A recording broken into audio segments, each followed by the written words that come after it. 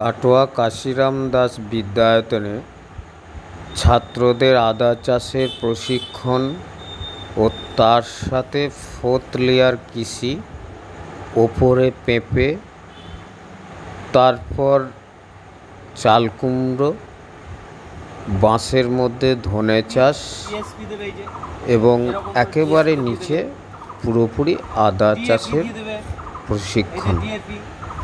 DAP কত দেবে না? ডিএপি মোটামুটি তুমি 20 গ্রাম থেকে 25 গ্রাম মতো ডিএপি দিয়ে দেবে, বুঝেছো?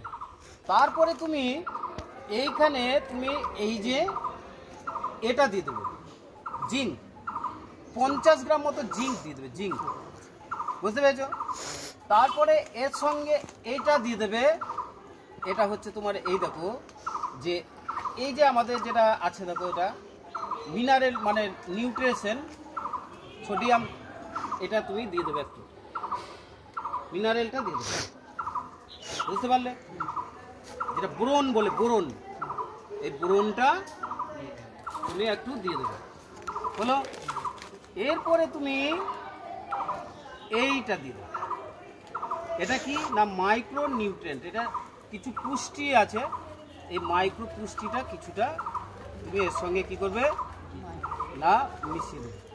মাইক্রো এলিমেন্টস আছে না, এইগুলো তাহলে তোমরা দিয়ে দেবে, বুঝতে পেরেছো? দিয়ে মাটিটাকে কি করবে না ভালো করে